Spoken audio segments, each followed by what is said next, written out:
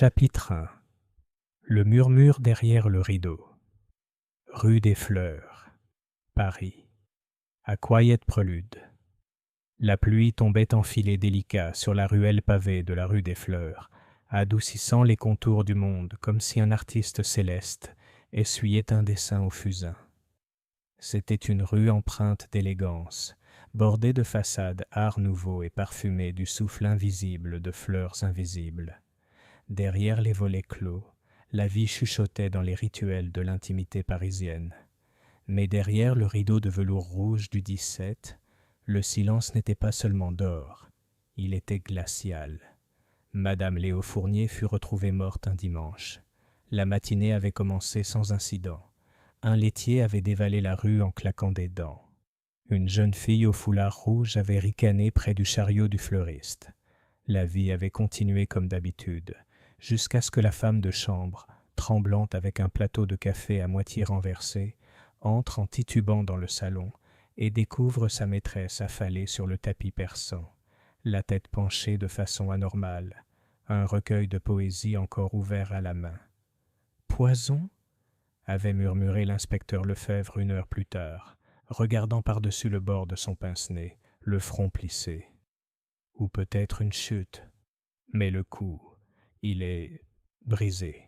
Le médecin acquiesça, ou plutôt, il grogna ce qui, dans le cas du docteur Marchand, revenait au même. La façon dont son corps est allongé, comme si elle était assise, puis violemment tirée en arrière. Il tapota son cou fin avec une révérence chirurgicale. Quelque chose ne va pas. Le 17 rue des Fleurs avait toujours attiré l'attention. Son rideau cramoisi, luxuriant et théâtral, était devenu une légende locale. Il pendait à la grande fenêtre du salon comme un rideau de scène, suggérant que derrière lui se déroulait un éternel spectacle. Madame Fournier, élégante veuve d'un diplomate, vivait seule dans la maison, à l'exception de sa femme de chambre à temps partiel et de ses invités habituels. Un curieux mélange de personnes aisées, d'excentriques et de mystérieux. Parmi les invités de ce week-end particulier figuraient Georges et Lucille Valette, un charmant couple marseillais. Lui, un banquier au nez grec et aux mœurs vagues. Elle, une femme aux gants trop blancs et aux lèvres trop rouges. Mademoiselle Constance Harrow, une Anglaise avec l'allure curieuse de quelqu'un qui avait été gouvernante mais qui se prenait maintenant pour une romancière. Victor Duvin, un violoniste aux yeux noirs et à la main qui tremblait légèrement. André Morin, le filleul de Madame Fournier, un jeune homme pâle au silence maussade et possédant une collection d'épées antiques rares. Chacun était arrivé vendredi soir pour ce que Madame avait décrit, avec une certaine splendeur, comme un salon de l'esprit et de la musique. Le samedi s'était déroulé au son doux du piano, dans des débats plus vifs et à grand renfort de Madère. Personne n'aurait pu prédire que dimanche matin, Madame serait morte. Il n'y avait aucune trace d'effraction. Aucun cri n'avait été entendu. Les invités étaient tous dans leurs chambres respectives. Du moins c'est ce qu'ils prétendaient. Et pourtant, c'était Miss Harrow, sa voix mêlant excuse et précision, qui avait prononcé la phrase qui se révélerait la plus curieuse plus tard. « J'ai entendu quelqu'un chuchoter », dit-elle à l'inspecteur Lefebvre, serrant contre elle une tasse de thé intacte. Vers minuit, derrière le rideau. J'ai cru que c'était Madame qui récitait des poèmes. L'inspecteur avait froncé les sourcils. Madame Fournier était dans sa chambre à minuit. Le rideau ne cache que la fenêtre. Oui, répondit mademoiselle Harrow. Exactement. Le soir même, alors que la maison restait sous surveillance discrète et que les invités étaient priés, très poliment mais fermement, de ne pas partir, un télégramme fut expédié. À Hercule Poirot, 56, B. Whitehaven Mansion, Londres arrêt urgent mort non naturel de Madame Fournier. À Paris stop circonstances déroulantes. Arrêt veuillez avertir ou assister si possible. Arrêté. Lefebvre. Inspecteur. Paris Police. Hercule Poirot n'était pas à Londres lorsque le télégramme arriva. En réalité, il était déjà à Paris, savourant un petit déjeuner composé de brioches et de chocolat noir au café de la Cloche, lorsque le billet plié fut délicatement déposé à côté de son café. Il l'a lu une fois. Il l'a plié une fois de plus. La veuve Fournier, murmura-t-il à haute voix.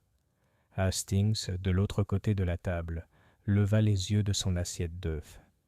Tu la connais? Poirot sourit sans chaleur. Autrefois, il y a bien longtemps, et quand une femme secrète meurt derrière un rideau rouge. Mon ami, c'est rarement une chose naturelle.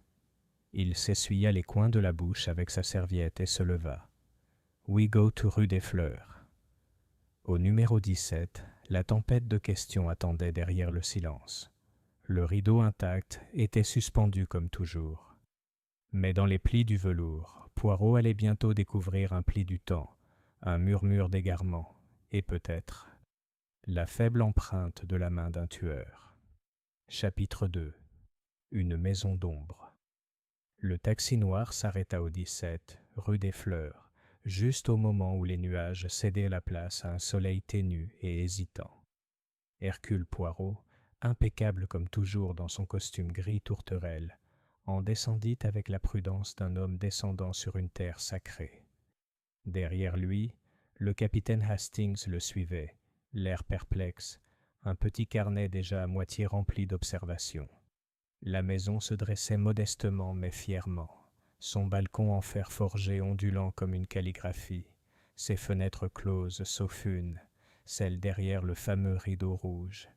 Le tissu était maintenant étrangement immobile, son allure théâtrale contrastant avec le voile de mort qui pesait sur la rue. L'inspecteur Lefebvre les accueillit à la grille, grand, grisonnant, emmitouflé dans un épais manteau malgré la chaleur de la journée. Il tendit une main gantée, l'air d'un homme qui avait déjà décidé que l'affaire était loin d'être simple. « Merci d'être venu si vite, monsieur Poirot. J'espère que votre traversée du fleuve n'a pas été trop éprouvante. » Poirot esquissa un mince sourire. « Un homme habitué à traverser les frontières, mon ami, n'est pas gêné par la scène. » Il se tourna vers la maison.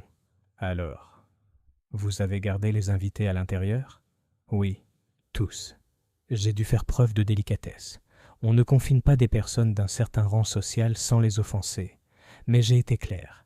Personne ne part tant que nous ne sommes pas satisfaits. » « Bon, dit Poirot, maintenant racontez-moi tout, la scène du crime, les positions, la chronologie, et surtout que vous dit votre instinct, inspecteur. » Lefebvre soupira. « Mon instinct me dit que la réponse évidente est la mauvaise. » La moustache de Poirot tressaillit d'un air approbateur.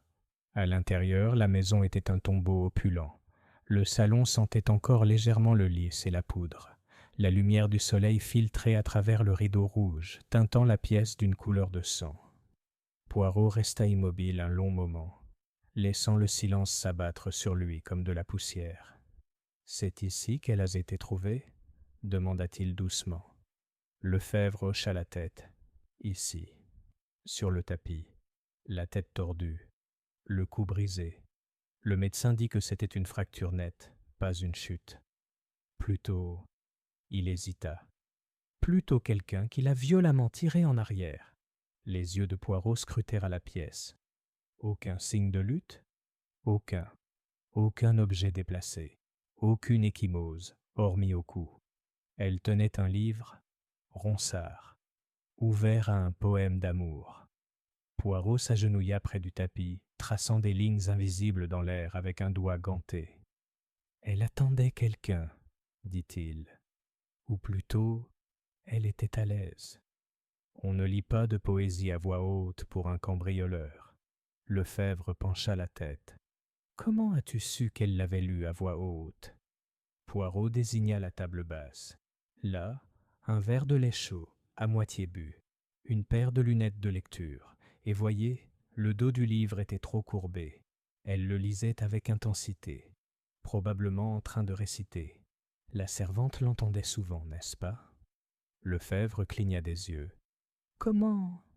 Poirot l'interrompit d'un petit geste de la main. « Et maintenant, examinons ce rideau. » Le fameux rideau. Le tissu était épais, théâtral, d'un autre temps. Poirot le tire doucement sur le côté et examine la fenêtre derrière. Hastings se pencha, les sourcils froncés. « C'est verrouillé », remarqua Hastings. « De l'intérieur. »« En effet, » murmura Poirot. « Et pourtant, la femme de chambre a dit que le rideau se balançait quand elle est entrée, n'est-ce pas ?»« Oui, » dit Lefebvre. « Elle a parlé d'un mouvement, comme si quelqu'un s'était glissé derrière.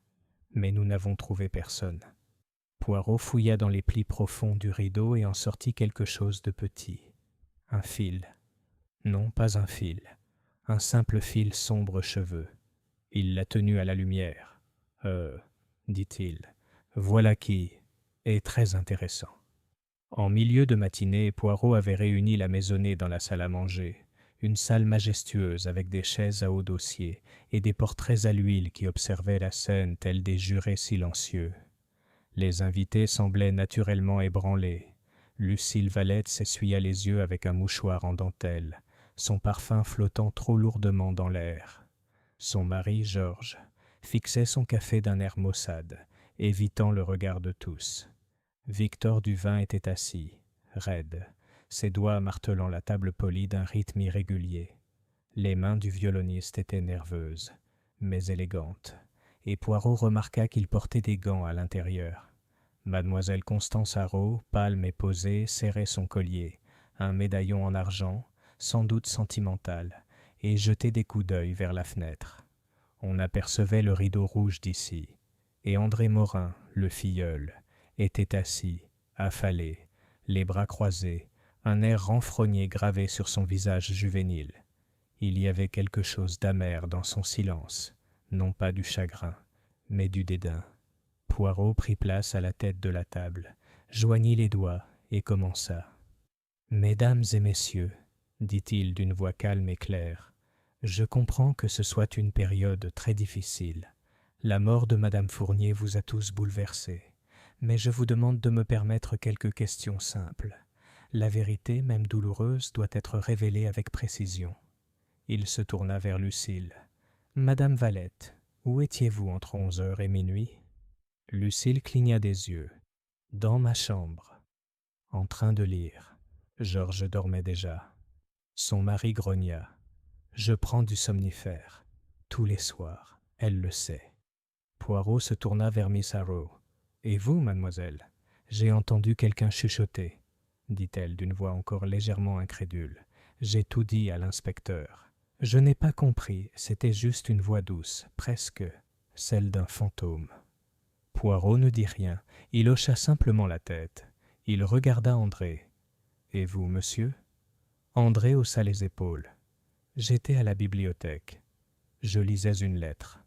De mon avocat. Pouvons-nous voir cette lettre ?» Il hésita. « C'est privé. » Les yeux de Poirot se rétrécirent légèrement. « Et vous, monsieur Duvin ?» Le violoniste soutint le regard de Poirot avec un sourire forcé. « J'écrivais de la musique, dans ma chambre. Je peux te montrer la partition. »« Plus tard, » dit Poirot d'une voix doucereuse. « Maintenant, dites-moi, quelqu'un est-il entré ou sorti de la maison hier soir?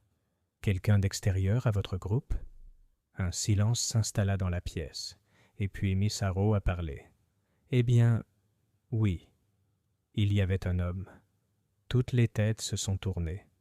Un visiteur, » demanda Poirot, le regard soudain perçant. « Il n'est pas entré. Je l'ai vu de la fenêtre de l'étage, debout de l'autre côté de la rue. Grand, chapeau bas, juste en train de regarder. » Poirot se leva lentement. « Alors, mademoiselle Haraud, je pense que nous allons faire une petite promenade. J'aimerais admirer la vue depuis votre fenêtre. » Dehors, les nuages revenaient. Depuis la chambre d'amis à l'étage, Poirot se tenait à côté de Miss Haraud et regardait à travers la vitre. De l'autre côté de la rue se dressait une boutique de tailleur aux volets fermés. L'étalage était statique, des mannequins poussiéreux en cravate. Mais le regard de Poirot ne s'arrêta pas là. Il se lève. Là, une fenêtre, légèrement entr'ouverte, à peine perceptible. Il sourit. « L'homme que vous avez vu, mademoiselle, il ne se contentait pas d'observer, il attendait. » Miss Haraud se tourna vers lui, surprise. « Pourquoi » Poirot ne répondit pas immédiatement. Il se détourna de la fenêtre et tira doucement le rideau à côté. Velours rouge, pas aussi riche, pas aussi grandiose, mais familier, identique en fait au rideau du salon. La rue des Fleurs, dit doucement Poirot, a plus d'un rideau rouge, et je crains que celui-ci ne cache lui aussi des secrets. Chapitre 3. Le rideau de l'autre côté de la rue. Le lendemain matin, une épaisse brume se leva, cette sorte de brume pâle et grise qui persistait dans les poumons et semblait étouffer non seulement les sons, mais aussi les intentions. Au 17 rue des Fleurs, Hercule Poirot se tenait devant le portail, sa canne tapotant légèrement les pavés. Hastings le rejoignit, jetant un coup d'œil à la modeste maison de ville de l'autre côté de la rue. « Vous pensez que l'homme que Miss Harrow a vu se cachait là-dedans » demanda Hastings. Poirot hocha la tête d'un air mesuré. « Mais bien sûr, mon ami. Imaginez. Une invitée prétend avoir vu une silhouette surveiller la maison peu avant le meurtre de Madame Fournier. Cette même invitée ne sait pas, du moins c'est ce qu'elle prétend, si elle l'a vue à l'intérieur ou à l'extérieur du rideau. Et de l'autre côté de la rue, on découvre une fenêtre entr'ouverte, avec un rideau de velours rouge identique. Ce serait absurde. Passe pour enquêter. Le bâtiment en question était étroit et haut de 3 étages. L'enseigne défraîchie au-dessus de la porte indiquait « Maison Tisserand, tailleur depuis 1891 ». La boutique du tailleur avait visiblement connu des décennies plus fastes. La peinture s'écaillait du chambranle, et le heurtoir en laiton était devenu terne à force d'être négligé. Pourtant, lorsque Poirot frappa doucement, un bruit de pas traînants retentit à l'intérieur. Un homme âgé ouvrit la porte. Ses yeux étaient laiteux à cause de la cataracte, mais sa voix restait sèche. « Oui, qui est-ce ? Nous sommes fermés. Définitivement, probablement. »« Pardonnez-moi cette intrusion, » dit Poirot d'une voix doucereuse. « Je m'appelle Hercule Poirot, et voici le capitaine Hastings. Nous enquêtons sur un décès des plus regrettables juste en face, au numéro 17. » Le vieil homme fronça les sourcils. « Ah, la maison Fournier. Oui, oui, cette pauvre femme. J'ai entendu. Vous dites qu'elle était morte ?» Poirot hocha lentement la tête. « En effet. Et j'ai des raisons de croire que quelqu'un a pu observer sa maison depuis ce même bâtiment. Serait-il possible, monsieur, d'entrer et de lui poser quelques questions ?» L'homme hésita, puis ouvrit la porte plus largement. À l'intérieur, la boutique dégageait une impression de grandeur désuète. Des rouleaux de tissu ramassèrent la poussière, et un portant de costume, autrefois impeccable, s'affaissait sous l'effet du temps. Un comptoir en bois abritait une vieille caisse enregistreuse et un registre fissuré. Le seul élément moderne était un verrou récemment installé sur la porte arrière. « Je suis Léon Tisserand, » dit l'homme en s'installant dans un fauteuil grinçant. « L'atelier de mon père et celui du sien avant lui. Je ne coupe plus, vous comprenez ? Arthrite. Mais je dors en haut. Surveillez bien. »« Louez-vous une partie de la propriété ?» demanda Poirot. Tisserand hocha la tête vers le plafond. « Au dernier étage, à un jeune homme, un type tranquille, rarement à la maison, toujours avec des gants. Vous connaissez le genre. » Poirot et Hastings échangèrent un regard. « Est-ce qu'il a un nom ?» demanda Hastings. « Gaspard, » dit le vieil homme. « Il ne donne jamais son nom de famille. Payez 3 mois d'avance. Il est discret. » « Est-il à la maison maintenant ?»« Non. Je n'y suis pas retourné depuis samedi. Je suis revenu brièvement hier soir. J'ai entendu des pas. Vers 11 heures. » Le regard de Poirot s'éclaircit. « Tu es sûr de l'heure ?» J'écoutais la radio. L'heure du jazz venait de se terminer. « Pourriez-vous nous permettre d'examiner sa chambre ?» Tisserand hésita, puis hocha la tête d'un air las. En haut de l'escalier étroit. Première porte à gauche. La chambre était spartiate mais étrangement soignée. Un lit simple en fer, un petit bureau et une malle verrouillée au pied de la table. Sur le bureau se trouvait un stylo-plume, un jeu d'échecs à moitié terminé dans un magazine et une photo de femme dans un cadre argenté. Poirot la ramassa avec précaution. Madame Fournier. Elle était plus jeune sur la photo. souriante dans un jardin ensoleillé, les cheveux attachés par un ruban. L'expression de Poirot changea, non pas de surprise, mais de regret. Elle représentait quelque chose pour lui, murmura Hastings. Ou alors il représentait quelque chose pour elle, répondit Poirot en posant la photo. Et pourtant, il se cache de l'autre côté de la rue et l'observe par la fenêtre. Il s'approcha du rideau, identique par sa couleur et son épaisseur à celui du salon de Madame Fournier, et l'ouvrit. La vue sur le numéro 17 était directe et dégagée.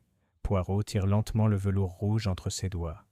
Un homme n'observe pas ainsi une femme qu'il aime, à moins de la craindre, ou de l'envier, ou de vouloir l'arrêter. À la base de la tringle à rideau, quelque chose attira son attention. Une simple épingle droite encastrée dans le bois, étrangement placée, exprès. Poirot l'enleva et étudia la petite tache de cire au bout. Il ne dit rien, mais ses yeux brillaient. De retour au numéro 17, Lefebvre arpentait le salon. Aucun des invités n'a tenté de partir, rapporta-t-il, bien qu'André Morin ait exigé d'appeler son avocat, et que Madame Valette ait été très explicite sur les conditions de détention. Poirot répondit par un hochement de tête distrait. « Inspecteur, dit-il doucement, je dois demander un mandat de perquisition pour le dénommé Gaspard. Il habite de l'autre côté de la rue, et il connaît bien Madame Fournier. » Lefebvre semblait sceptique. « Sur quoi ?» Poirot brandit la photographie. « Leur lien est clair, leur mobile ne l'est pas encore. Mais accordez-moi un peu de temps. La vérité a tendance à se révéler lorsqu'on souffle doucement sur la poussière de la tromperie. » En fin d'après-midi, les invités s'étaient à nouveau réunis dans la salle à manger à la demande de Poirot. « Je vous demande quelques instants de plus, » dit-il poliment. « Il y a des fils, disons, qui nécessitent d'être alignés. » Il se tourna vers Miss Harrow. « Mademoiselle, pourriez-vous nous montrer votre médaillon ?» Elle cligna des yeux. « Mon médaillon ? » ?»« Oui, simplement pour observation. » Avec une réticence évidente, elle le dégrafa et le plaça dans sa main. À l'intérieur se trouvait le petit portrait d'une enfant, une fille, aux yeux bleus, souriante. Poirot hocha la tête. « Elle est à toi ?» Mademoiselle Harrow hésita. « Ma sœur, elle est morte jeune. Je la garde près de moi. » Le visage de Poirot s'adoucit. « Merci. J'ai une dernière question. Quand vous avez vu l'homme de l'autre côté de la rue, a-t-il bougé ? » ?»« Non. Il était parfaitement immobile. Il portait un long manteau et un chapeau enfoncé. Je distinguais à peine son visage. »« Est-ce que ça aurait pu être quelqu'un de la maison ? » ?»« Je ne pense pas, mais peut-être. » Poirot se tourna ensuite vers Victor Duvin. « Vos mains, monsieur. Vous portez des gants à l'intérieur. » « Une habitude inhabituelle ? » Le violoniste rougit. « J'ai de l'eczéma. Les gants m'aident. » Poirot ne dit rien mais se détourna. Il se dirigea vers la fenêtre, regarda une fois de plus le rideau rouge, puis se retourna lentement vers le groupe. « L'un d'entre vous, dit-il doucement, sait pourquoi Madame Fournier est morte. » Lucille haleta. André se moqua. « Mais, ajouta Poirot, peut-être qu'aucun d'entre vous ne le sait comment. » Il a croisé les mains. « J'ai l'intention de le démontrer bientôt. » Cette nuit-là, longtemps après que le silence se fut installé dans la maison, Poirot était assis seul dans le salon. Un petit feu crépitait dans l'âtre. Il fixa le rideau, puis l'écarta. Il murmura dans la pièce vide. « Tu as vu quelque chose, n'est-ce pas ?» Le silence répondit. Poirot fouilla dans sa poche et en sortit l'épingle tachée de cire. Quelqu'un s'en est servi, pour maintenir le rideau fermé, pour contrôler ce qui était vu, ou non vu. Une ombre se déplaça dans le couloir. Poirot ne leva pas les yeux. « Tu peux entrer maintenant, Hastings. » Son ami entra, le visage pâle, tenant une enveloppe. « Ce colis est arrivé par coursier. » Pas d'adresse de retour. Poirot l'ouvrit et lut la note. Son front se fronça, puis se releva. « Eh bien, dit-il doucement, on dirait que le jeu commence à se jouer tout seul. » Il plia la lettre et la posa sur la cheminée. Son contenu est le suivant. Elle allait tout dire. Je ne pouvais pas la laisser faire, mais je ne l'ai pas tuée. Je le jure sur ma vie. Chapitre 4. Les secrets de la cire et de l'encre. Au matin, l'ambiance au 17 rue des Fleurs était devenue âpre et cassante. Les invités ne s'attardaient plus dans les salons communs, ni n'échangeaient de plaisanteries. La suspicion, autrefois brumeuse, s'était muée en silence. Poirot le remarqua avec l'air calme d'un botaniste observant l'éclosion d'une fleur vénéneuse. Le petit déjeuner fut servi avec raideur. Personne ne toucha au croissant. Seul le couteau à beurre bougea dans la main tremblante de Victor Duvin, qui ne s'arrêtait pas. Dans le silence, Poirot se tourna vers l'inspecteur Lefebvre. « Dites-moi, vos hommes ont-ils retrouvé Gaspard ?» Lefebvre secoua la tête, les lèvres pincées. « Disparu, disparu. La propriétaire prétend qu'il est revenu brièvement la nuit du meurtre, mais depuis, plus aucun signe.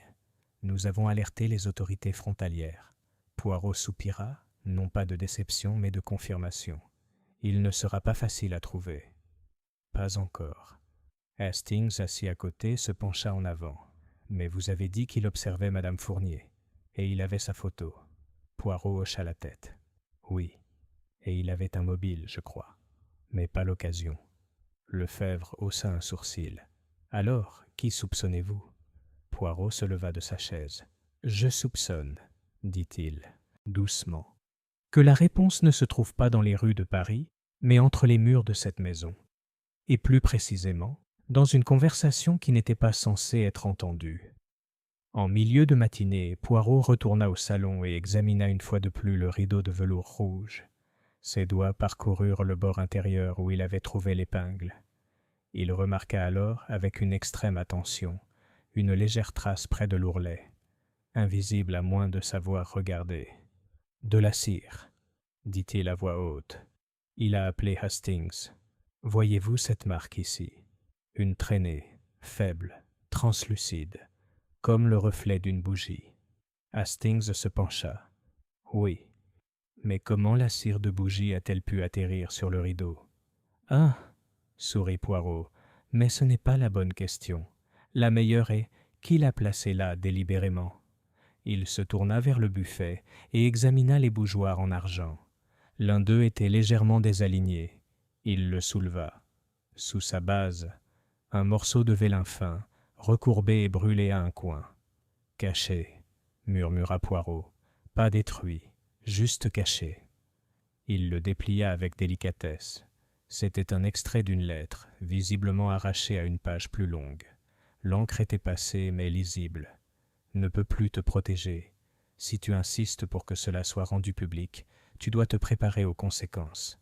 J'ai fait ce que j'ai pu, mais la vérité ne restera pas enfouie éternellement. » Hastings le fixa. « Gaspard ?» Poirot hocha la tête, mais ses lèvres étaient pincées pensivement. Ou quelqu'un qui voulait nous faire croire cela.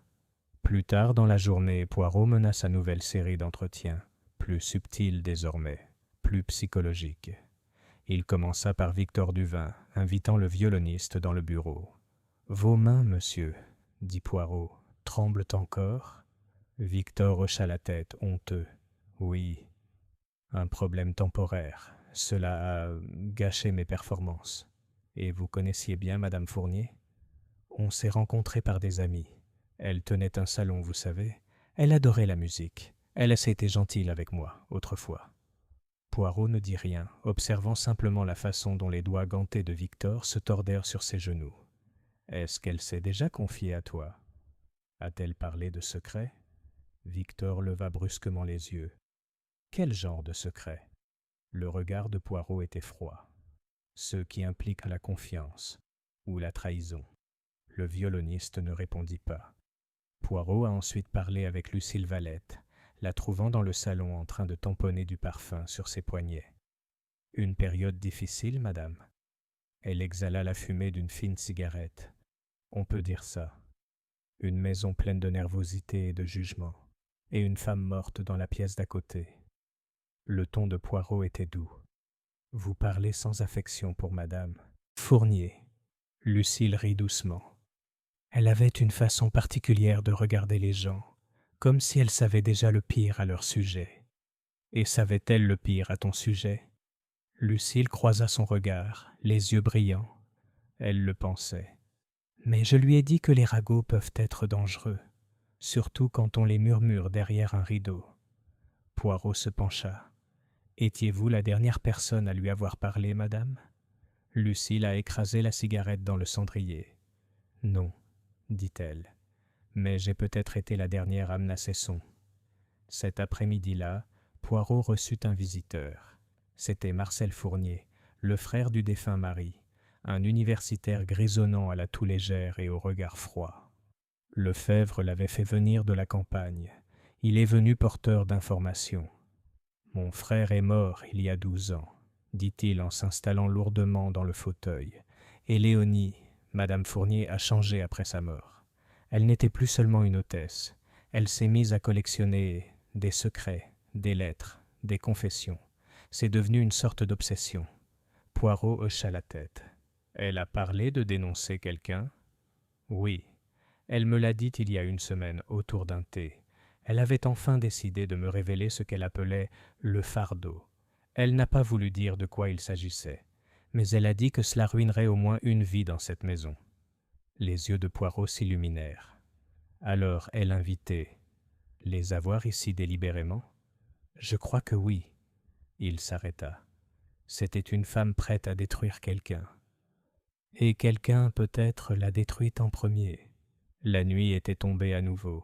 La ville resplendissait du silence doré de cette fin de soirée. Dans le bureau, Poirot était assis devant une collection d'objets. Le fragment de lettre, l'épingle en cire, la photographie et un nouvel ajout, un programme de théâtre déchiré. La comédie française datée de 3 ans auparavant, trouvée dans la chambre d'André Morin. Au dos, écrit d'une écriture précipitée. Rue Blanche, le studio. 20 hours. Personne d'autre ne doit le savoir. Poirot tapota ses doigts l'un contre l'autre. Un rendez-vous. Un lieu secret. Un atelier d'art, peut-être. Il s'est levé. « Hastings, dit-il, nous allons rue Blanche. » Ils arrivèrent peu après 9 heures. Le studio était niché entre une galerie aux volets fermés et un atelier de réparation de vélos. Les fenêtres étaient tapissées de papier, mais une faible lumière brillait à l'intérieur. Poirot frappa. Une jeune femme ouvrit la porte. Cheveux auburn, maquillage sur les joues, expression surprise. « Oui ?» Poirot s'inclina légèrement. « Pardon, mademoiselle. Nous cherchons des informations. Au sujet de Madame Fournier. Vous la connaissiez ?» La jeune fille hésita, puis hocha la tête. « Elle venait ici. Pour voir mon mentor. Mais il est parti. Et a-t-elle rencontré quelqu'un ici? Peut-être en secret. » Une autre hésitation. Elle a rencontré un homme. Pas un artiste. Plus âgé. Élégant. Il portait toujours des gants. La voix de Poirot s'adoucit. « As-tu déjà appris son nom ?» Elle hocha lentement la tête. « Georges Valette. » Lorsque Poirot et Hastings revinrent rue des Fleurs, la maison était silencieuse. Les invités dormaient. Poirot, cependant, ne l'était pas. Il a placé une seule page pliée sur la table du couloir, le programme du théâtre, et en dessous, la note reçue la veille. Elle allait tout dire. Je ne pouvais pas la laisser faire, mais je ne l'ai pas tuée. Il se tourna vers Hastings. La vérité, a-t-il dit, a commencé à desserrer son collier. Chapitre 5. L'homme aux gants blancs. Le lendemain matin, Poirot convoqua une réunion discrète dans le salon. Un feu doux crépitait dans l'âtre, même s'il était à peine froid. Poirot avait toujours affirmé que les flammes éclairaient la pensée. Seuls l'inspecteur Lefebvre et Hastings étaient en présent. Les invités étaient toujours à l'étage, sous surveillance discrète. Poirot se tenait près de la cheminée, les doigts serrés. Ses yeux brillaient de ce calme intense qui précédait toujours la révélation. « Nous avons atteint, dit-il doucement, le bord du labyrinthe. Commençons maintenant le retour. » Lefebvre haussa un sourcil. « Vous croyez savoir qui a tué Madame Fournier ? » « Je crois savoir qui la craignait. » corrigea Poirot, et qui avait des raisons de la faire taire. La distinction est importante. Hastings, carnet prêt, demanda « Est-ce Gaspard, celui du studio, ou ce Georges Valette ?» Poirot hocha lentement la tête. « Nous comprenons maintenant que Madame Fournier orchestrait une confrontation, un salon des esprits et des motivations, n'est-ce pas? Elle a convoqué ceux qui lui avaient fait du tort, ou qui l'avaient eu fait à autrui. Chaque invité avait un secret. Elle comptait bien les révéler au grand jour. » Il ramassa le fragment de lettre déchirée trouvé sous le bougeoir et le lut à haute voix. « Je ne peux plus te protéger. Si tu insistes pour que cela soit rendu public, prépare-toi aux conséquences. » Poirot a plié le papier. Ce n'était pas une lettre d'amour, Hastings. C'était un avertissement. L'auteur voulait absolument éviter toute révélation. Mais la vraie question n'est pas de savoir qui l'a écrite, mais qui était au courant. Il se tourna vers Lefebvre. « J'ai besoin de votre aide pour mettre en scène quelque chose de théâtral. » Lefebvre parut alarmé. « Théâtral ?» Poirot sourit. « Oui, une petite performance. La vérité, je trouve, s'accorde mieux avec un peu de drame. » À 8 heures précises ce soir-là, les invités du numéro 17 furent de nouveau conviés au salon. Ils arrivèrent méfiants, silencieux, se regardant en coin comme des acteurs attendant leur réplique. Poirot se tenait au centre de la pièce, sa canne noire à côté de lui, sa silhouette soulignée par le feu vacillant du foyer. Le rideau rouge pendait derrière lui comme un témoin de velours. « Mes amis, commença-t-il, vous avez tous été patients, et je vous en remercie. Le moment est venu de parler franchement. La mort de Madame Fournier n'était pas un accident. C'était un meurtre. » Lucille Valette haleta. Missaro serra son médaillon. André Morin leva les yeux au ciel. « Et, continua Poirot, le meurtrier est assis dans cette pièce. » Un silence aussi dense que du brouillard s'ensuivit. Poirot se dirigea lentement vers la table centrale. Il y déposa 4 objets, la photo de Madame Fournier, la lettre déchirée, l'épingle tachée de cire et une paire de gants blancs. « Voici les clés du mystère, » dit-il doucement. « Examinons-les une par une. » Il a ramassé le photographié. Madame Fournier conservait cette lettre dans son salon, et une copie, identique, a été retrouvée dans l'appartement d'en face. L'homme connu sous le nom de Gaspard avait été son amant. Mais il n'était pas son assassin. Sa lettre, celle que nous avons trouvée cachée, était un avertissement, pas une menace. Il essayait de l'empêcher de détruire quelqu'un d'autre. Poirot brandit le épingle. On s'en servait pour fermer le rideau, non seulement par coquetterie, mais aussi pour le dissimuler, pour créer l'illusion que personne ne se trouvait derrière. En fait, cela permettait à quelqu'un d'entrer dans la pièce sans être vu, de se déplacer derrière le rideau et d'en ressortir au moment opportun. Il a soulevé les gants suivants, blancs, immaculés, et fréquemment portés par l'un d'entre nous. Non pas pour des raisons médicales, mais pour la performance, par habitude, pour cacher les empreintes digitales. Il se tourna lentement vers Georges Valette. « Vous, monsieur ?» Valette remua sur son siège. « Vous m'accusez, monsieur Poirot. Je constate que vous avez menti. Vous avez prétendu dormir sous l'effet de somnifères. Pourtant, on vous a vu, monsieur, de l'autre côté de la rue. L'artiste de la rue Blanche vous a identifié. » Lucille se tourna brusquement vers son mari. « Tu m'avais dit... » « Silence, Lucille, » rétorqua Georges. Poirot leva la main. Monsieur Valette était amoureux de Madame Fournier.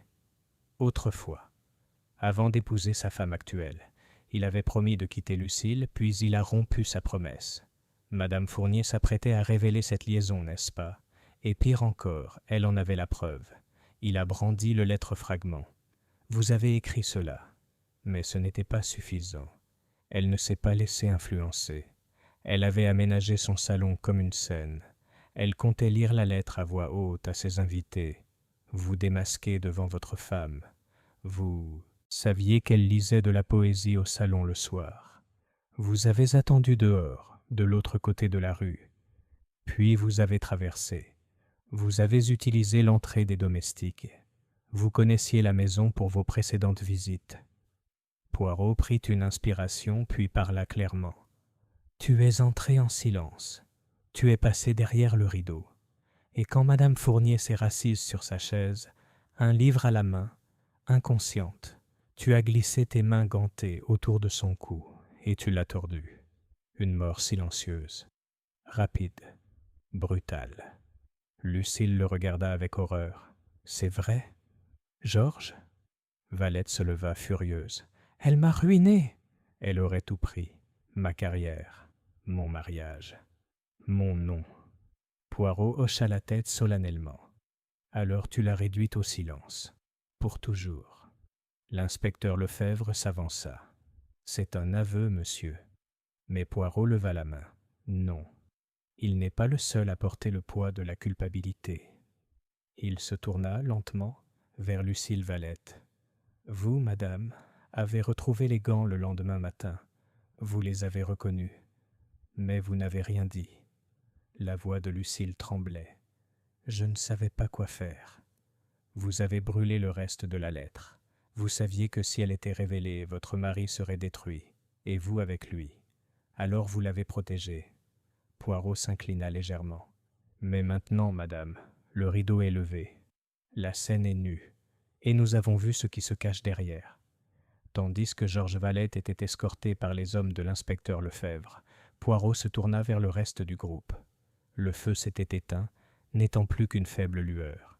Madame Fournier n'était pas une femme parfaite, dit-il doucement, mais elle cherchait la vérité, et pour cela, elle a été tuée. Il jeta un dernier coup d'œil au rideau rouge. Certains rideaux, dit-il, ne cachent pas, ils révèlent. Et certaines vérités, une fois enfin dévoilées, brillent plus fort que n'importe quelle lumière de scène. Chapitre 6. La déchirure du rideau. Les aveux de Georges Valette auraient trop dû apporter la paix, une conclusion nette, liée par le ruban de la justice. Mais Poirot, le plus méticuleux des hommes, n'avait pas encore fait ses valises. Le lendemain matin, il se tenait de nouveau dans le salon du 17, rue des Fleurs, son regard fixé non pas sur la chaise où Madame Fournier était morte, ni sur le rideau qui avait tant dominé leur attention, mais sur l'espace vide à côté de la cheminée. « Ça ne se calme pas », murmura-t-il. Hastings, qui croyait l'affaire close, s'arrêta en train de boutonner son manteau. « Qu'est-ce qui ne se règle pas, Poirot? Nous avons un mobile, des aveux, une dissimulation. Que pourrait-il y avoir de plus ?» Poirot ne répondit pas immédiatement. Il se dirigea vers le bord du tapis où Madame Fournier avait été retrouvée, puis vers la cheminée, puis vers la petite pile de recueils de poésie posée sur la table. « Il y a quelque chose qui cloche, » dit-il enfin, « quelque chose qui n'a pas été pris en compte. » Il a pris le volume le plus élevé. Les fleurs du mal Hastings l'a reconnu grâce à la lecture précédente de Poirot. Poirot ouvrit la couverture intérieure et tapota du doigt le nom qui y était inscrit. ALF. La vérité n'est pas lumière, c'est flamme. G. Georges, devina Hastings. Poirot hocha la tête. Oui, c'était un cadeau. De Georges Valette, il y a de nombreuses années. Mais regardez la date sous l'inscription. 1925. Poirot ferma le livre. Elle l'a gardé pendant 20 ans. Pourquoi? Hastings haussa les épaules. Une valeur sentimentale, peut-être? Les yeux de Poirot se plissèrent. Des sentiments, oui, mais pas les siens. L'inspecteur Lefebvre revint à la maison peu avant midi pour finaliser les dépositions et conduire Georges Valette à la préfecture. Poirot l'intercepta dans le couloir. « Inspecteur, dit-il, un instant, s'il vous plaît. » Lefebvre semblait fatigué. « Monsieur Poirot, l'homme a avoué. Sa femme a détruit des preuves. Nous avons tout ce qu'il nous faut. » Poirot sourit poliment. « Vous avez tout ce qu'il faut pour la loi. Mais tout n'est pas encore vrai. » Il tendit à Lefebvre un petit journal noir, trouvé derrière l'étagère de la chambre de Madame Fournier, caché, ni brûlé, ni verrouillé. Elle voulait qu'on le retrouve, un jour ou l'autre. Lefebvre l'ouvrit avec précaution. À l'intérieur se trouvaient des entrées datées, des observations, des noms. Une page était marquée d'un pétale de lavande pressé. Poirot a tapé l'entrée datée de 2 semaines avant sa mort. Si Lucille savait ce que je sais, elle le tuerait elle-même. Mais c'est peut-être la clémence que je leur refuse à tous les deux. Pourtant, le garçon doit savoir. Lefebvre fronça les sourcils. Quel garçon? Poirot se tourna vers Hastings. André Morin. Le filleul ruminait dans la bibliothèque depuis la confession. Il se leva à l'entrée de Poirot, la mâchoire serrée. « Elle est morte, dit-il sèchement. L'homme qui l'a tuée est parti. Que reste-t-il » Poirot s'assit et fit signe à André de faire de même. « Il y a quelque chose que tu dois lire, dit-il doucement. Cela te concerne. » Il tendit à André une lettre pliée, la dernière page du journal, désormais décellée. André lut en silence, les lèvres entr'ouvertes, tandis que son regard parcourait la page. Arrivé en bas, il leva les yeux, pâle. « Elle allait me le dire ?» Poirot hocha la tête. « Elle avait l'intention de te le dire le lendemain du salon. » André se leva, le souffle court. « C'était mon père. »« Oui, » dit Poirot. « Georges Valette. Il a séduit votre mère, une domestique de la maison Fournier. Madame Fournier vous a élevé après la disparition de la jeune fille, votre mère, dans des circonstances qualifiées de tragiques à l'époque. » André secoua la tête. « Elle ne me l'a jamais dit. Elle craignait les conséquences. Et pourtant, au final, elle a vu la vérité comme la seule voie possible. » Poirot se leva et posa une main sur l'épaule du jeune homme. « Vous avez hérité de plus que du sang, monsieur. Vous avez hérité du silence. Qu'il finisse avec vous. » Le soir, les invités étaient de partie. Victor Duvin retourna à son conservatoire en silence. Miss Arrow s'attarda juste assez longtemps pour remercier Poirot d'une poignée de main maladroite et d'un long regard indéchiffrable. Lucille Valette fut escortée sous surveillance discrète jusqu'au domicile de sa sœur à Aix-en-Provence, sa réputation en miettes. Poirot resta en arrière, demandant une dernière heure seul dans le salon. Hastings le rejoignit. « Je dois dire, Poirot, » s'aventura-t-il, « que vous avez résolu un meurtre, mis au jour un scandale et même réconcilié un filleul avec son héritage. Mais vous semblez toujours perturbé. » Poirot fixait le rideau rouge. « Sais-tu ce qui me dérange, Hastings ?»« Quoi ?» La voix de Poirot était calme. « Le rideau n'a pas été remis. Il n'a jamais été retiré. Il est toujours là, comme la nuit du meurtre. » Hastings fronça les sourcils. « Oui. Et alors ?» Poirot s'en approcha et le tira doucement en arrière. « Il y a une déchirure, » dit-il. Et bien sûr, le long de la couture intérieure, presque invisible dans les plis épais du velours, un petit déchiré, comme si quelque chose s'y était accroché. Il a mis la main dans la doublure et a retiré une deuxième note, cassant, jauni, étroitement pliée et aplatie. Hastings haleta. Un autre message. Poirot le déplia lentement. L'écriture n'était pas celle de Madame Fournier. C'était prudent, angulaire. On pouvait y lire. Si jamais tu reparles de ce qui s'est passé cette nuit-là à Lyon, tu ne vivras pas assez longtemps pour voir justice rendue. Je veille. Toujours. G. Hastings pâlit. Lyon? Poirot murmura. Un vieux scandale, recouvert, enterré, mais peut-être pas oublié. Il plia le billet et le glissa dans sa poche. Georges Valette n'était pas seul dans ce cas. Il y a un autre acteur. Hastings le fixa. Mais alors, on n'a pas fini? Poirot regarda une fois de plus le rideau. Non, mon ami, dit-il doucement. Pas encore. La pièce n'est pas terminée. Le dernier acte ne fait que commencer. Chapitre 7. Les ombres de Lyon. La découverte du second billet brisa le peu de finalité que la confession de Georges Valette avait offert. Poirot, d'apparence calme, était devenu pensif. Il faisait les 100 pas, triait des dossiers, écrivait des notes personnelles dans un carnet de cuir neuf, paraffé.hp gravé en or. Il dit peu de choses à Hastings ce soir-là, à l'exception d'une phrase, prononcée au cours d'un modeste souper composé de sole à la vapeur et de pommes de terre au beurre. Il y a toujours un fil, mon ami, et quand on tire dessus, il faut être prêt à voir ce qui se défait. Le lendemain matin, Poirot demanda à l'inspecteur de le rencontrer une fois de plus au 17, rue des Fleurs. Lefebvre arriva avec son habituel mélange de suspicion et de fumée de cigarette. « Poirot, dit-il avant même de s'asseoir, que suggérez-vous exactement ?» Valette a avoué. Sa femme a prêté main forte. L'affaire est classée. « Non, inspecteur, » répondit Poirot d'une voix douce. L'affaire était conclue, mais pas résolue. Il ouvrit son carnet et le tourna vers Lefebvre. « Vous connaissez le disparition de Lyon il y a 5 ans ?» Lefebvre fronça les sourcils. « Le fonctionnaire disparu, Armand Delacroix ?»« Oui, jamais retrouvé. Présumé noyé dans le Rhône. Mais le dernier témoin connu était Georges Valette, qui était à l'époque chef d'un service discret au sein du ministère des Finances. » Les yeux de Lefebvre s'écarquillèrent. « Tu crois que Fournier savait quelque chose sur cette affaire ?»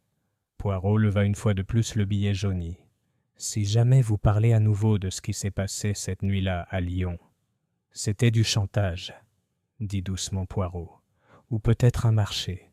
Dans les 2 cas, quelqu'un l'a menacé, quelqu'un au-delà de Valette, quelqu'un qui la surveillait encore. » Lefebvre se rassit en silence. Poirot fit ce que peu de détectives auraient osé faire. Il retourna lui-même à Lyon, avec Hastings, par le train de fin d'après-midi. Ils arrivèrent juste avant le crépuscule, accueillis par la lumière cuivrée des collines de la ville et par le fleuve serpentant en son cœur tel un ruban de secret. Poirot prit une chambre dans une modeste auberge donnant sur la place Bellecour, et ce soir-là, les 2 hommes arpentèrent les rues en silence. « Cette ville cache des choses, » dit Poirot en désignant les ruelles étroites qui s'entrecroisaient derrière les façades de ces élégants immeubles. « Comme Paris, mais avec des os plus anciens. Plus de culpabilité, moins d'aveux. » Ils visitèrent les archives de la police le lendemain matin. Poirot avait écrit à l'avance. Un certain lieutenant Rousseau les accueillit dans une pièce exiguë du sous-sol. « Le dossier de la Croix ?» demanda-t-il surpris. Personne ne m'avait demandé ça depuis des années. Il la ressortit, mince, négligée. Il manquait des photos. « Est-ce que Georges Valette était mentionné dans le rapport officiel ?» demanda Poirot. Rousseau feuilleta les pages. Seulement qu'il a assisté à la conférence dont Delacroix a disparu. Il a fait une déclaration. Rien de suspect à l'époque. Poirot a tapé sur le disque. Et le dernier endroit où Delacroix a été vu? Un restaurant, le Canard Doré, rue Sainte-Hélène. Il a dîné avec un collègue dont il n'a pas révélé le nom. Poirot sourit. Il faut leur rendre visite. Le restaurant était toujours là, désormais sous une nouvelle direction, modernisé mais son agencement inchangé. Poirot et Hastings étaient assis à une table près de la fenêtre. Un serveur, poli et âgé, s'approcha. Il travaillait dans l'établissement depuis des décennies. « Oui, » dit-il lentement, « je me souviens d'un certain Delacroix, un homme nerveux. Il est arrivé ce soir-là avec un homme ganté. Ils étaient assis au fond. Je m'en souviens parce que l'autre homme insistait pour payer en espèces, en billets neufs et impeccables. » Poirot se pencha en avant. « Tu te souviens de son nom ?» Le serveur secoua la tête. « Non. Mais il avait un accent, léger, pas parisien, allemand peut-être, ou autrichien. Difficile à situer. » Poirot échangea un regard avec Hastings. « Est-ce qu'il portait un chapeau ?» demanda Poirot. « Oui, » dit le serveur. Feutre foncé, large bord, et il boitait. Légèrement, mais visiblement. Poirot se rassit. « Merci. Vous m'avez été d'une grande aide. » Dans le train de retour à Paris, Poirot était inhabituellement silencieux, ses doigts tapotant contre la coudoir. Hastings attendit patiemment jusqu'à ce que, enfin, Poirot parle. L'homme à Lyon, celui qui a rencontré Delacroix, n'était pas Valette. C'était quelqu'un d'autre. Quelqu'un qui a utilisé l'association de Valette pour dissimuler sa propre implication. Et ce même homme a menacé Madame Fournier. L'écriture du 2e billet, je l'ai comparée à celle de Valette. Aucune correspondance. Vous dites que quelqu'un d'autre a tout orchestré? Oui. Et ils sont toujours libres. Poirot se tourna vers son compagnon avec un regard rare de sévérité. Hastings, nous avons découvert un crime bien plus grave. Un homme a disparu, Une femme est morte. Et un marionnettiste s'est caché dans l'ombre depuis le début, derrière des rideaux de velours, sous de faux noms, sous des gants non pas pour dissimuler un eczéma, mais pour éviter d'être identifié. Il fouilla dans son manteau et en sortit un petit enveloppe, un exemplaire qu'il avait pris dans le journal de Madame Fournier, mais qu'il n'avait pas encore ouvert. Il le fit maintenant. À l'intérieur se trouvait une photographie, granuleuse, en noir et blanc. On y voit 3 hommes debout devant une salle de conférence. L'un d'eux était Georges Valette, l'un d'eux était Armand Delacroix, et le troisième, le visage à moitié tourné, le chapeau bas, la canne à la main, était un homme que Poirot avait déjà vu une fois. Pas à Lyon, mais à Paris, dans le public de l'Opéra, et plus récemment, Standing Across the Street from Rue des Fleurs. Chapitre 8. L'homme sans nom. La photographie a hanté Poirot longtemps après leur retour à Paris. 3 hommes, un disparu, un mort, un inconnu. Le visage de Georges Valette était reconnaissable entre mille, mince, fier, avec la mâchoire saillante d'un homme élevé au pouvoir et au privilège. Armand Delacroix, en revanche, paraissait timide, le regard lourd de fatigue, même immobile. Mais le troisième, c'était lui, le fantôme dans le cadre. Ses traits étaient partiellement masqués par le bord d'un chapeau. Il portait des gants. Il tenait une canne dans sa main gauche. Et là, à peine visible, sur le revers de son pardessus, se trouvait une épingle. Petite, métallique, en forme de fleur de lys inversée. Poirot l'étudiait maintenant sous une loupe dans le calme de la bibliothèque du numéro 17. L'épingle, dit-il doucement à Hastings, assis à côté de lui. Elle n'est pas décorative. Elle est officielle, un symbole de rang, peut-être militaire, peut-être quelque chose de moins visible. Hastings se pencha. « Tu penses que c'est lui qui a tué Delacroix ? » ?»« Je pense qu'il a fait disparaître Delacroix. Et je pense que Madame Fournier connaissait son identité. » Poirot tapota la photographie. Elle a gardé ça, cachée dans une lettre du journal. Elle ne l'a jamais montrée à Lefebvre. Elle ne l'a jamais donnée à André. C'était la seule chose qu'elle cachait, même à elle-même. Cet après-midi-là, Poirot et Hastings rendirent visite aux Archives nationales près de l'hôtel de Soubise, un lieu si silencieux et respectueux que même un murmure semblait profane. Grâce à la coopération de Lefebvre et au pouvoir de Poirot, ils obtinrent l'accès aux archives du ministère des Finances, service extérieur, et enfin, un sous-département particulier du Bureau des biens culturels, opérationnel jusqu'en 1929.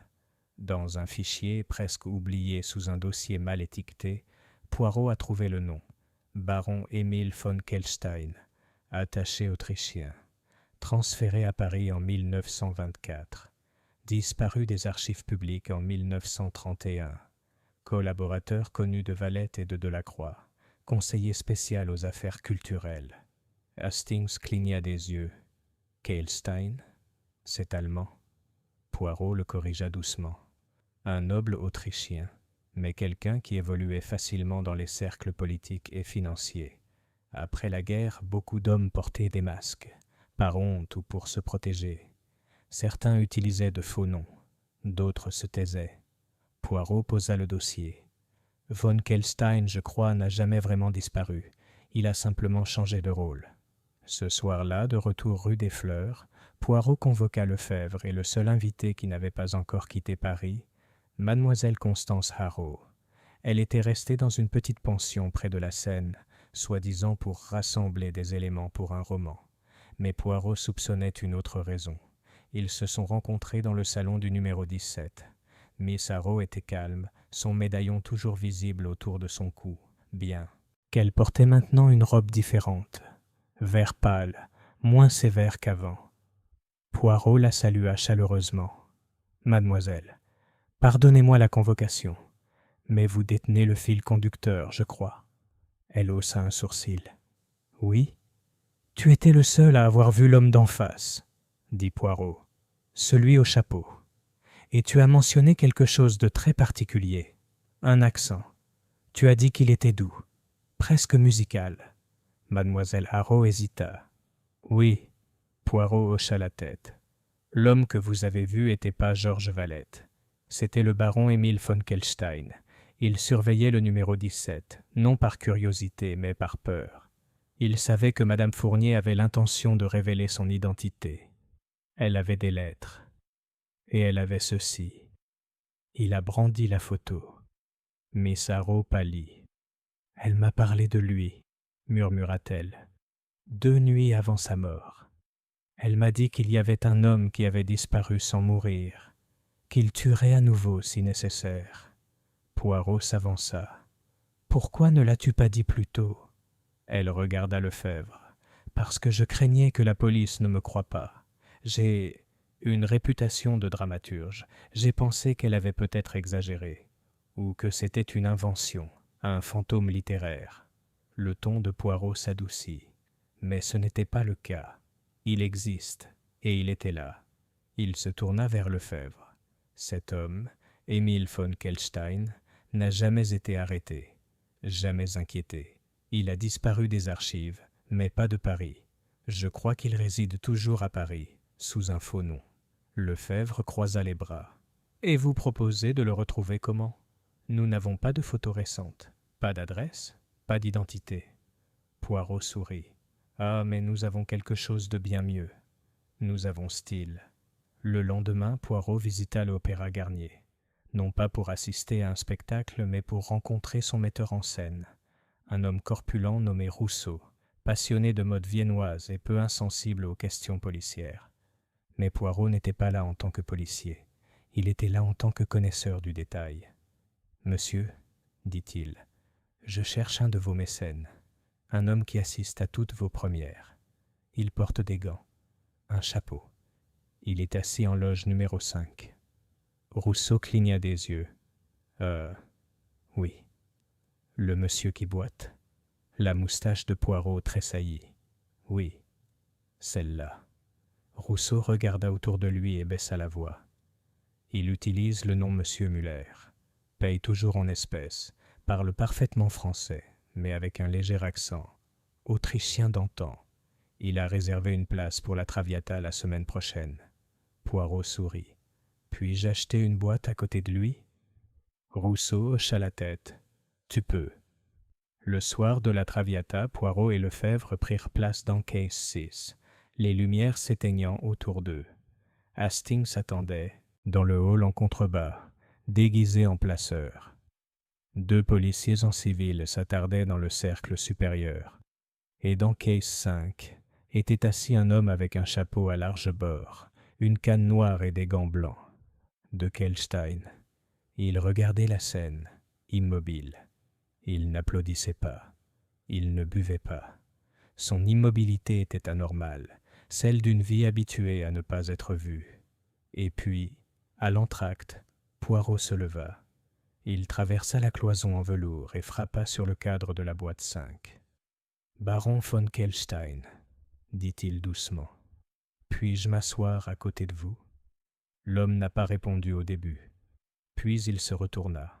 Son visage était plus âgé, plus net, mais il correspondait à la photo. « Je me demandais, » dit-il dans un français parfait, « combien de temps cela prendrait ?» Poirot s'assit. « Tu l'as vu mourir. Peut-être l'as-tu ordonné. » Von Kelstein sourit. « Je ne l'ai pas tuée. Je lui ai seulement dit ce qui arriverait si elle parlait. » La voix de Poirot était comme de la soie sur de l'acier. « Alors, je crains, monsieur, que vous n'en ayez trop dit. » Le baron se leva lentement, la canne tremblant légèrement dans sa main gantée. Mais Poirot était déjà debout. L'inspecteur Lefebvre et 2 officiers apparurent derrière eux.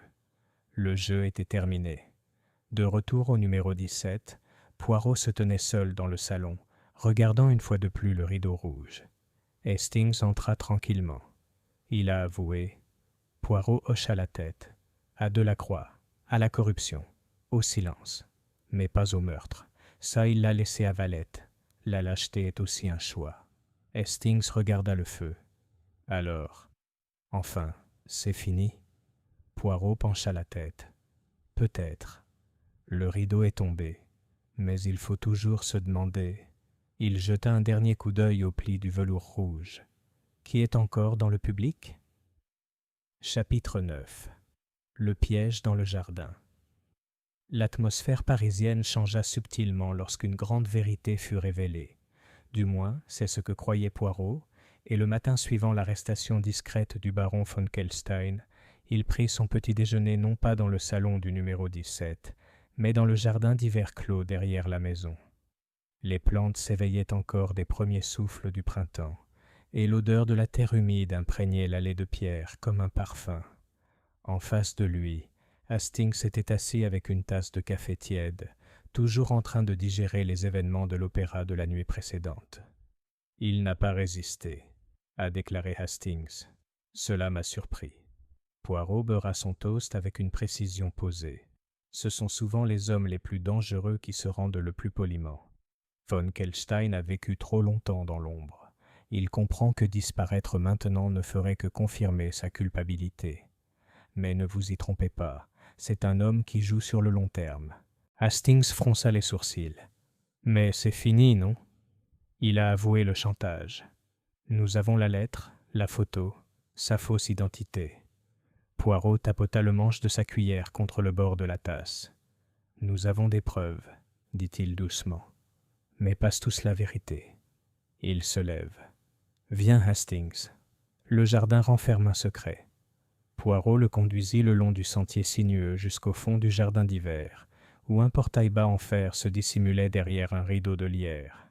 Il l'ouvrit pour révéler une petite alcôve, oubliée, envahie par la végétation, avec un banc en bois et une statue usée d'un ange pleureur. « J'ai trouvé ça hier, » dit Poirot en s'agenouillant. « De la terre fraîchement retournée. Mais aucun jardinier n'a entretenu cette zone depuis des semaines. » Il plongea la main dans la terre et en sortit une enveloppe scellée enveloppée dans du lin ciré. À l'intérieur se trouvait une lettre. Écrit de la main de Madame Fournier. Si vous lisez ceci, c'est que j'ai échoué. Mais vous devez savoir tout. Von Kelstein est dangereux, oui. Mais il n'est pas seul. Georges n'a pas agi seul. Il a été payé. Et il y a quelqu'un d'autre. Quelqu'un en qui j'avais confiance. Quelqu'un qui est toujours dans cette maison. Poirot plia lentement la lettre, ses yeux s'assombrissant. Elle le savait, même en préparant sa confrontation, même en souriant, en recevant et en servant le thé. Hastings déglutit. Qui, Poirot? Qui d'autre? Poirot se tourna vers la maison. Il reste une dernière pièce de théâtre à jouer. Ce soir-là, Poirot rassembla ceux qui étaient encore présents. Mademoiselle Haraud, André Morin et Victor Duvin, dans le jardin d'hiver. Le ciel était d'un éclat argenté et des bougies avaient été disposées le long du chemin de pierre, telles des sentinelles silencieuses. Poirot se tenait devant eux avec une expression calme. « Je vous remercie, » commença-t-il, « pour votre patience indéfectible. Vous avez tous porté un terrible fardeau, l'incertitude, la suspicion, le chagrin. » Il marqua une pause. « Mais j'ai une dernière question, une vérité encore non dite. » Il se tourna vers André. « Ta marraine avait peur pour toi, non pas à cause du scandale que ta filiation pourrait provoquer, mais à cause de ce qui pourrait arriver. Si. Tu l'as appris trop tard. » André serra les dents. « Je ne suis pas sûr de suivre. » Poirot s'approcha. « Vous étiez à la bibliothèque la nuit de sa mort. Vous prétendiez lire. Mais votre livre, Don Quichotte, n'a pas été touché. La colonne vertébrale n'a pas été fissurée. » André ne dit rien. Poirot se tourna vers Victor Duvin. « Vous prétendiez composer de la musique. Et pourtant, les pages sur votre bureau étaient vierges d'encre. Vous n'aviez rien écrit. » Victor leva brusquement les yeux. « Poirot leva la main. « Vous avez tous les deux menti. Mais un seul d'entre eux, vous avez des raisons de craindre d'être démasqué. Un seul était ruiné, mis à l'index des orchestres à cause d'un scandale. Et un seul avait une raison de garder secrète la liaison de Georges Valette avec Madame Fournier. » Il s'est retourné. « Mademoiselle Haraud. » Des halètements brisèrent le silence. Constance resta immobile, son visage pâle, indéchiffrable. « C'est absurde. La voix de Poirot était basse. « Vous n'êtes pas seulement une romancière, mademoiselle. Vous avez été la maîtresse de maison de madame Fournier pour un compagnon embauché brièvement, licencié discrètement. Vous connaissiez la maison. Vous connaissiez les habitudes. Et lorsque vous êtes revenu dans sa vie sous un faux nom et un accent anglais, elle ne vous a pas reconnu. Mais vous l'avez reconnu. » Son. Miss Harrow rit doucement, mais sa voix tremblait. « Je n'étais qu'une invitée, une amie de Lucille. » Les yeux de Poirot brillèrent. « Lucille ne t'a jamais invité. J'ai vérifié. Elle ne t'avait pas parlé depuis des mois. Tu as écrit à toi-même. Et vous avez menti sur l'homme que vous avez vu de l'autre côté de la rue. Vous avez décrit Valette au lieu de Kelstein, détournant ainsi les soupçons. Astucieux, mais pas assez. » Il brandit la lettre du jardin. « Elle t'a nommé, pas directement, mais avec ceci, quelqu'un en qui j'avais confiance, toujours dans la maison. » Constance recula d'un pas. Ses mains tremblaient. « Elle a tout détruit, » murmura-t-elle. « Elle m'a enlevé mon poste. Elle m'a humilié devant les autres. Et puis elle a eu le culot de m'inviter à nouveau. Comme un animal de compagnie, comme un avertissement. » Poirot hocha doucement la tête. « Et donc, vous avez aidé Valette. Vous lui avez donné accès.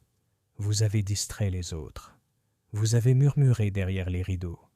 Vous avez peut-être même tenu la porte ouverte. »« Je ne l'ai pas tuée, » siffla-t-elle. « Non, » acquiesça Poirot, « mais vous laissez. Elle est morte. Et puis tu as enterré son avertissement dans le jardin, pensant que personne ne le trouverait. » Constance Harrow se redressa. « Alors je suppose que je devrais être reconnaissante à madame Fournier d'avoir élevé un filleul aussi brillant. » Tous les regards se tournèrent vers André Morin, dont l'expression était passée de la confusion à la clarté tranquille. Poirot ne dit rien de plus. Cette nuit-là, Lefebvre plaça mademoiselle Harrow en garde à vue. Elle n'opposa aucune résistance. Et le numéro 17 de la rue des Fleurs est tombé dans son premier vrai silence depuis des semaines. Poirot était assis seul dans le salon, le rideau rouge désormais définitivement ouvert. Hastings lui apporta du thé et s'assit à côté de lui. « Je dois admettre, » a déclaré Hastings, « qu'elle m'a trompé. » Poirot sourit faiblement. « Tu n'es pas seul, mon ami. Même moi, j'ai sous-estimé la profondeur de sa performance. » Il regarda vers la cheminée, où les flammes dansaient doucement. Madame Fournier avait prévu une pièce, mais elle avait oublié que même au théâtre, il y a des doublures, attendant, observant, et parfois réécrivant le dernier acte. Il sirota son thé. Et maintenant, enfin, la scène est vide. Le rideau est tombé. Une longue pause. « Jusqu'à la prochaine affaire, » a déclaré Hastings. Poirot haussa un sourcil. « Jusqu'au prochain murmure. » Chapitre 10. Le dernier murmure.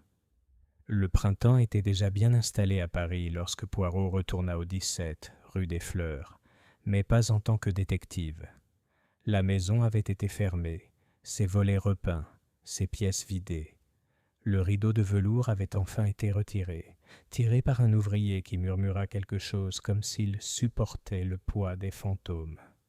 Poirot se tenait dans le jardin, fraîchement planté de lavande et de pivoine blanche. La statue de l'ange pleureur avait été nettoyée. Son visage n'était plus strié de mousse. Le banc avait été poncé et reverni. Une nouvelle vie, semblait-il, avait osé revenir. À côté de lui se tenait André Morin. Il avait changé. Le garçon renfrogné, empreint d'amertume et de silence maussade, avait disparu. À sa place se tenait un homme, plus calme peut-être, mais plus droit, avec quelque chose de plus clair dans le regard. « Tu es sûr ?» demanda André. Poirot hocha la tête. « La maison est à toi. Le testament de madame Fournier, qu'elle n'a pas signé mais devant témoin, te déclarait son unique héritier. Ses biens, ses comptes en banque, même ses lettres. Elle voulait que tu aies tout. » André détourna le regard vers les cheminées en briques rouges et la glycine qui rampait maintenant sur le treillis. Elle m'a toujours semblé distante. Mais maintenant, je comprends. Elle a gardé la vérité non pas pour me blesser, mais pour me préparer. Poirot posa doucement une main sur son épaule. C'est un fardeau, certes, mais aussi une forme de liberté. Tu n'es plus le secret de personne. André expira lentement. Je garde la maison, mais je rouvrirai le salon. Aux musiciens, aux artistes, à ceux qui ont besoin d'espace pour se faire entendre. Poirot sourit. Alors peut-être que le rideau n'était pas un voile, mais une scène. De retour à Londres, à Whitehaven Mansion, Poirot reprit ses habitudes avec aisance. Après tout, le monde ne s'était pas arrêté pendant qu'il dévoilait les secrets de la rue des Fleurs. Ses neurones avaient besoin d'être nourris, à la fois par des énigmes et par un petit déjeuner. Un matin, alors qu'il triait du courrier, il reçut une enveloppe sans adresse de retour. À l'intérieur se trouvait une petite carte. Tu avais raison, mais pas assez vite. Toutes les ombres ne restent pas immobiles. Été. Poirot le fixa longuement. Il l'a plié une fois, et puis encore, et je l'ai placé sous un presse-papier en marbre en forme de cavalier d'échecs. Ce soir-là, Hastings le rejoignit pour le dîner. « Je croyais que c'était fini, » dit Hastings. « Vraiment. » Poirot resta silencieux un long moment. « Certains cas, mon ami, ne se terminent pas. Ils s'estompent simplement, comme la lumière d'une scène qui s'éteint après la révérence finale.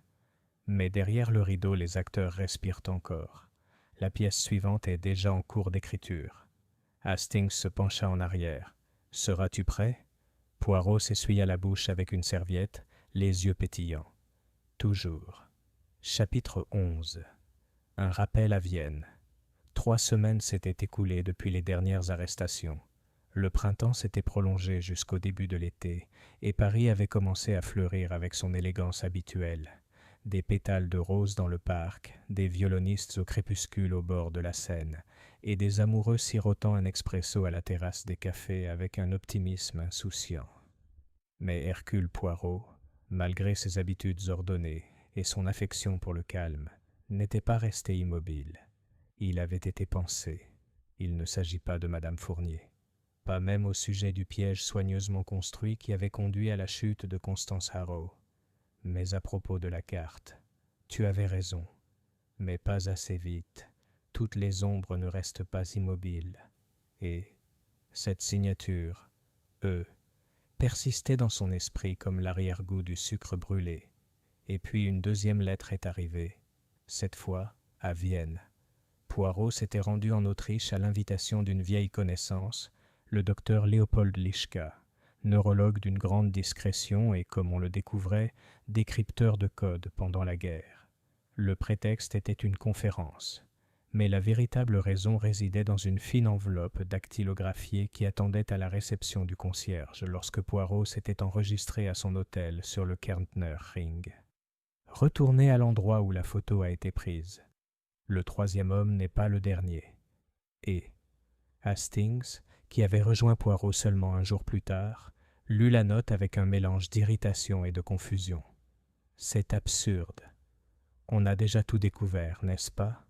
Kelstein, Valette, Miss Harrow. Que pourrait-il bien y avoir d'autre? Poirot ne répondit pas. Au lieu de cela, il a exposé la photo, celle du journal caché de Madame Fournier, Georges Valette, Armand Delacroix, et le 3e homme, désormais identifié comme Émile von Kelstein. Poirot tapota l'arrière-plan derrière eux, un drapeau flou, une arche en fer forgé, une façade dans l'ombre. « Ce n'est pas Lyon, a-t-il déclaré, c'est Vienne. » Hastings cligna des yeux. « Alors tout ce que nous croyions a été conçu pour nous tromper, » conclut Poirot. Le lendemain matin, ils ont visité le archive de la Hofburg, où la dite photographie avait probablement été prise lors d'une conférence de 1924 sur la restitution d'après-guerre.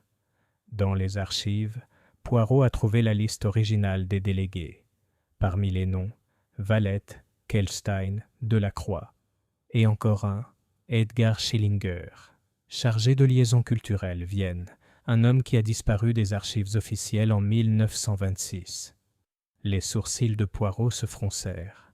E.T. Edgar. Le sentier commença à scintiller de clarté. Ils ont suivi le papier, relevé bancaire, liste d'invités, correspondance archivée. Un nom est apparu à maintes reprises.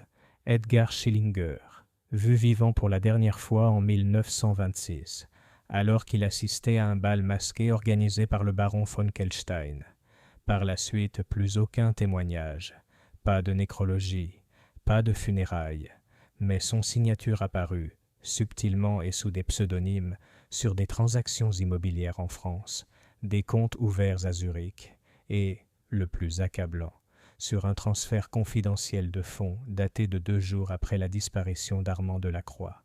« Il n'est jamais mort », murmura Hastings. « Non, » répondit Poirot d'un ton sombre. « Il s'est effacé. » Cette nuit-là, Poirot reçut une 3e carte à la porte de son hôtel. Celle-ci était manuscrite. « Félicitations, vous avez trouvé le nom. Mais l'homme, monsieur Poirot, l'homme est toujours dans la foule. On se retrouve ? E.T. » Et au dos, un dessin à l'encre rouge d'un rideau de théâtre, légèrement écarté, avec un seul œil qui regarde. Poirot resta à sa fenêtre longtemps après qu'Hastings se soit couché. Les lumières de la ville scintillaient. L'opéra résonnait faiblement au loin. Un couple riait dans la rue en contrebas, ivre de jeunesse et de champagne. Mais le regard de Poirot était lointain. « Je n'étais pas trop tard, » murmura-t-il. « Pas cette fois. » Et puis, encore plus doucement. « Mais vous, monsieur E., vous désirez être attrapé, ou vu, ou simplement qu'on se souvienne de vous. » Il plia le billet et le plaça à côté de son thé. Un doux sourire traversa ses lèvres. Qu'il en soit ainsi. Chapitre 12. L'œil derrière le rideau. Vienne retenait son souffle sous les étoiles d'été tandis que Poirot descendait l'escalier de marbre du cours impérial. L'hôtel était plongé dans un silence immaculé. Le mot de E brûlait dans sa poche comme une marque.